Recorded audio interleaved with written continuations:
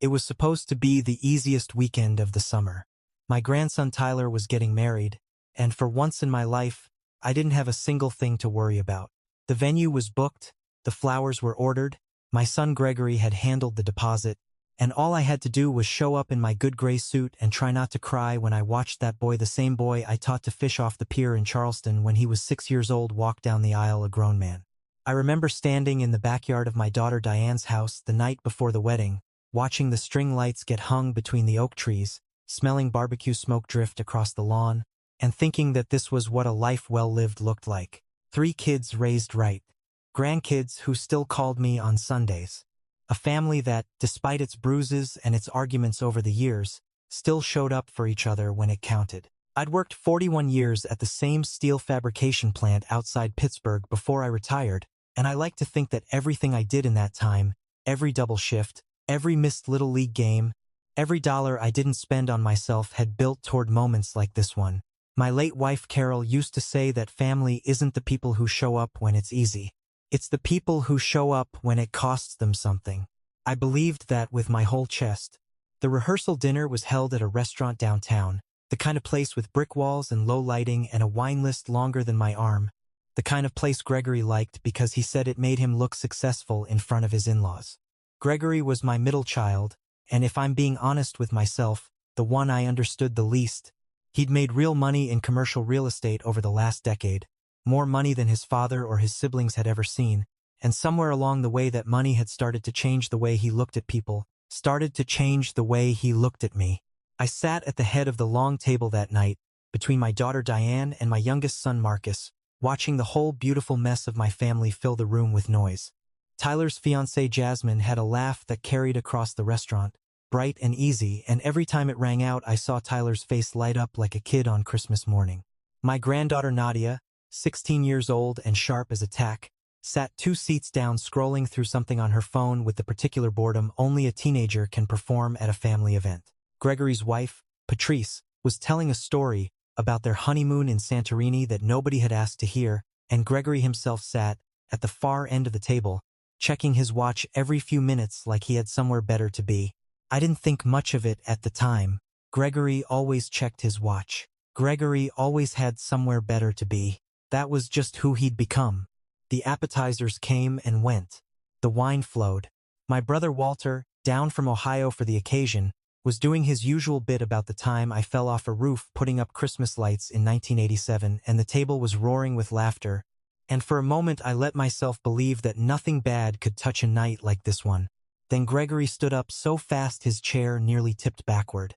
The sound cut through the restaurant like a gunshot, chair legs screeching against hardwood floor, and every conversation at our table died in the same instant.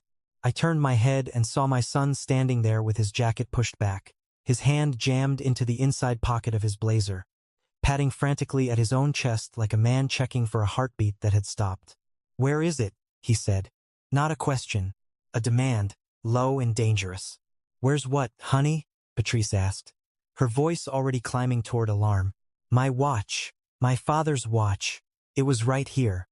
He yanked his jacket open wider, checking the pocket again.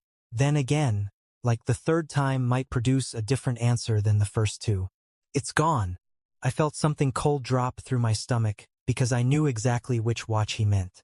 It was Carol's father's watch, a gold Hamilton from 1962 that had been passed down through 3 generations of our family, that I had given to Gregory just 2 months earlier for his 40th birthday, the only piece of real inheritance either of us had left from a man neither of us had known but both of us had been named after in some small way.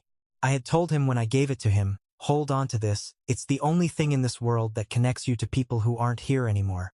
"Gregory," I said, keeping my voice level, the voice I used to use on the shop floor when a young hand was about to do something stupid with a torch. "It's probably in your car.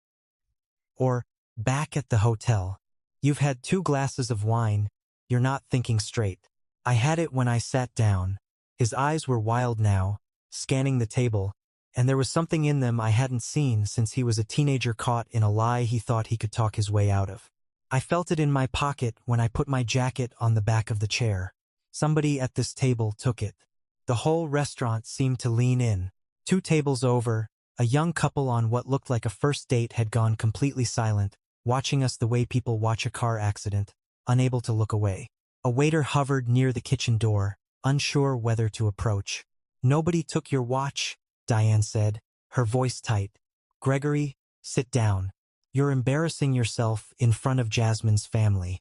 "I don't care who's embarrassed. That watch is worth $12,000. Somebody at this table is a thief." One. I felt the blood drain from my face. $12,000. He'd had it appraised.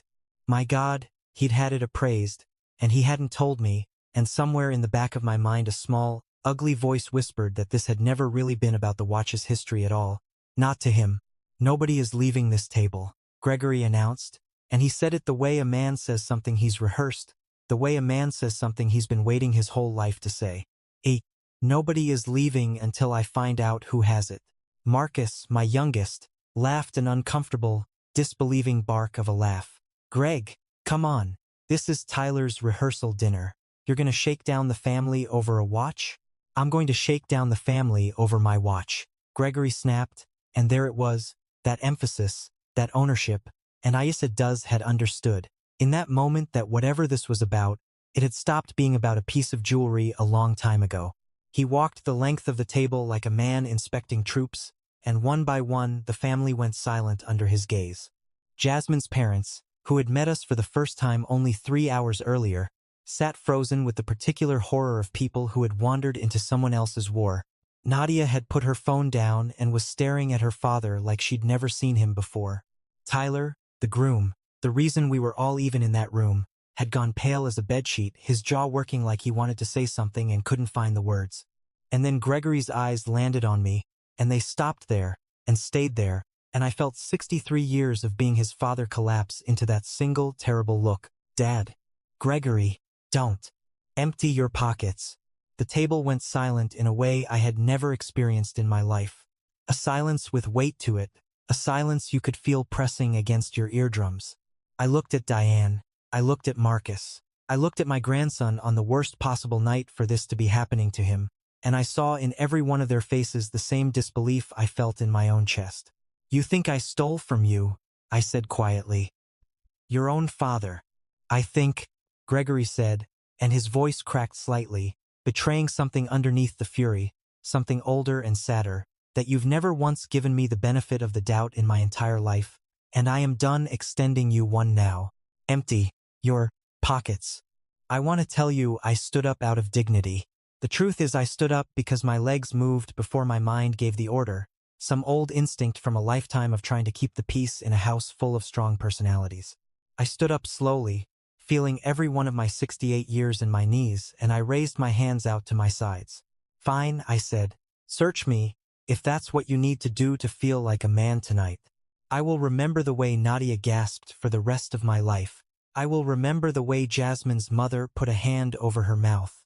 I will remember the particular cruelty in my son's face as he stepped toward me, a grown man about to frisk his own father in a public restaurant, in front of strangers, on the eve of his nephew's wedding.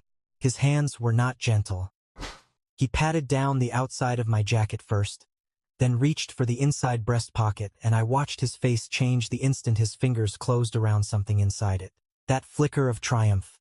That terrible, hungry look of a man who has just been proven right about something he desperately wanted to be true. He pulled his hand out, and there it was, the Hamilton, gold case catching the low restaurant light, the leather band worn soft from 80 years of wrists. "There it is," Gregory said, holding it up like a hunting trophy, his voice shaking with something between rage and vindication. "There it is, in his pocket, my own father. I stared at that watch in my son's hand and felt the floor tilt beneath me. I hadn't touched it. I hadn't been anywhere near his jacket. I had given him that watch with my own 2 hands 2 months earlier, and I had not seen it since. There was no version of reality in which it belonged in my pocket, and yet there it was, gleaming like an accusation in the restaurant light, and every face at that table was turning toward me with the same dawning, horrified question. "I didn't take that," I said, and my voice came out smaller than I wanted it to. "Gregory, I swear to you on your mother's grave, I did not touch that watch." "Then how," he said, "did it end up in your pocket?" I didn't have an answer. For the first time in my life, standing in front of my entire family, I did not have an answer, and I watched something in my son's eyes harden permanently, watched 68 years of being his father get erased and replaced with something colder. "Call the police," he said to no one in particular. "I want this on record. My father is a thief." "Gregory, stop it." Diane was on her feet now, her voice shaking. "This is Tyler's wedding weekend. Have you lost your mind?" End quote. Have I lost my mind? He stole from me, Diane, in front of everybody, and you're all just going to stand there and let him. And I didn't steal anything.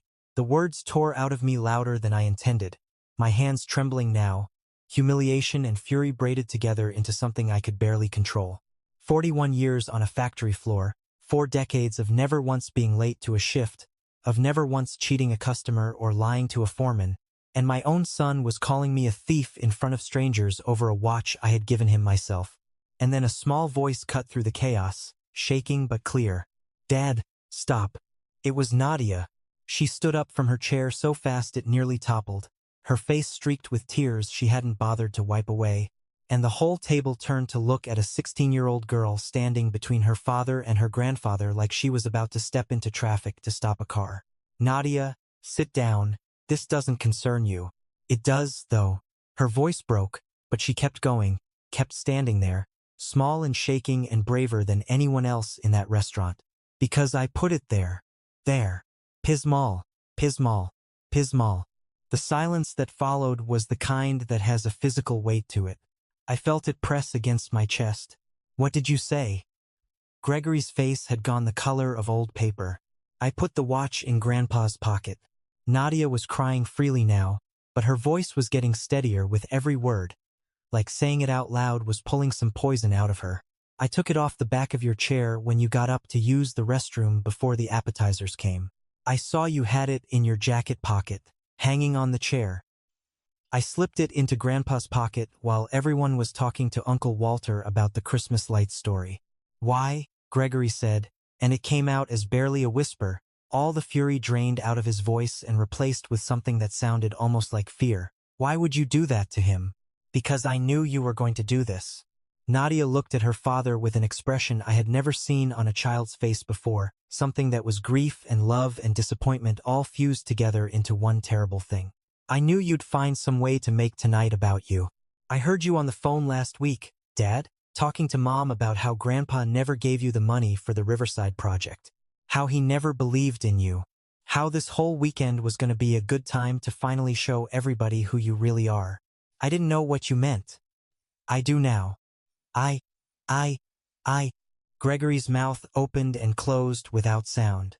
"You've hated him for 3 years, Nadia continued, "ever since he wouldn't co-sign that loan for your development deal. And instead of just being mad about it like a normal person, you've been carrying it around like a bomb, waiting for the right moment to go off. I didn't want it to be tonight. And I didn't want it to be Tyler's wedding.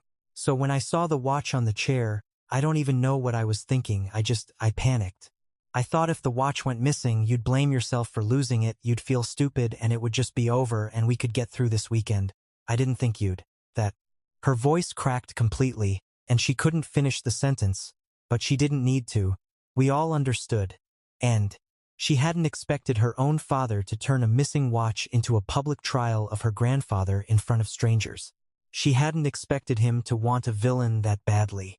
Gregory stood there holding the watch, his knuckles white around it, looking between his daughter and his father like a man watching his entire self-image collapse in real time. "That doesn't change anything," he finally said, but his voice had lost its conviction. The watch was still found on him. "That's still." "Stop." It was Patrice this time, Gregory's own wife, standing now with her napkin still clutched in one fist. "Just stop, Gregory. Listen to yourself. Your 16-year-old daughter just told this entire restaurant that she set up an elaborate scheme to protect your father from you, because she was afraid of what you'd do to him. Do you hear that? She was afraid of you. Your own child was afraid of what her father might do to her grandfather at a family wedding." "I didn't ask her to do that," Gregory said weakly. "No," I said, finding my voice again, feeling something shift inside my own chest. some old grief finally curdling into clarity. You didn't ask her to, but you built the kind of man that made her feel like she had to. The restaurant was dead silent around us now, every table within earshot frozen in the particular fascination of watching someone else's family come apart at the seams. I looked at my son, my middle child, the boy I'd taught to ride a two-wheeler in the church parking lot, the boy whose little league games I'd missed for overtime shifts to pay for his shoes, and I did not recognize the man standing in front of me. I said no to that loan because the numbers didn't work, Gregory. I told you that at the time. I told you I loved you too much to watch you lose your house over a bad deal, and I have regretted for 3 years that you heard that as me not believing in you. But nothing justifies what you just did to me tonight, in front of my grandson on the night before his wedding, in front of people we've never met. Dad, I gave you that watch, I said, and now it was my voice breaking, 68 years old, and crying in a restaurant in front of my whole family, because I wanted you to have something that connected you to people who loved you unconditionally. Your great-grandfather, your mother, God rest her, me, and you used it as a weapon. You used it to try to destroy me. Walter had stood up beside me now, one hand steady on my shoulder, and I was grateful for it, because my legs had started to shake in earnest. I think, Walter said quietly, you should go home, Gregory. Cool off.